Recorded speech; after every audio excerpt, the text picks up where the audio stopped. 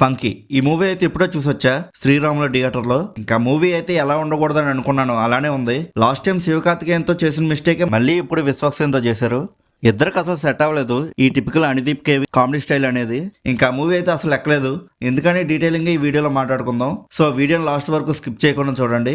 ఇంకా మూవీలో స్టోరీ గురించి మాట్లాడుకుంటే డైరెక్టర్ కి అండ్ ప్రొడ్యూసర్ కి గొడవ అవుతుంది బడ్జెట్ ఇష్యూ వలన. ఈ గొడవ సాల్వ్ చేయడానికి ఇద్దరి మధ్యలోకి హీరోయిన్ వస్తుంది. అలా వచ్చాక ఏం జరిగింది అనేది మూవీ యొక్క మెయిన్ స్టోరీ. మూవీలో పెద్ద స్టోరీ ఏమి ఉండదు, మనం కూడా ఎక్స్పెక్ట్ చేయంలే. అనుదీప్ కేవి మూవీ అంటే జస్ట్ 2.5 hours మూవీ చూస్తూ సరదాగా నవ్వుకుని థియేటర్ నుంచి బయటకు వస్తే చాలు అని అనుకుంటాం అంతే. బట్ సేమ్ ప్రిన్స్ మూవీలో ఏం మిస్టేక్ జరిగిందో ఈ మూవీలో కూడా అదే జరిగింది. మూవీలో కామెడీ డైలాగ్స్ అయితే అస్సలు వర్కౌట్ అవ్వలేదు. ఏవో అక్కడక్కడ ఫ్యూ కామెడీ డైలాగ్స్ తప్పించి మిగతా కామెడీ మొత్తం కుళ్ళు కామెడీ లాగా ఇరిటేటింగ్ అనిపించే. ఏంట్రా ఇది జోకా అన్నట్టుగా అనిపిస్తూ ఉంటుంది చాలా చోట్ల. ఇంకంతేకాకుండా మూవీలో ఎడిటింగ్ కూడా అసలు సింకే ఉండదు. ఏదో కొన్ని కామెడీ సీన్స్ తెచ్చి ఒకటి తర్వాత ఒకటి అంటించినట్టుగా ఉంటుంది అంతే. ఒక పర్ఫెక్ట్ ఫ్లో అనేది ఉండదు మూవీలో. ఇంకా మూవీలో ఫస్ట్ హాఫ్ చూసేటప్పుడైతే ఫస్ట్ హాఫ్ ఏదో అలా వెళ్ళిపోయింది.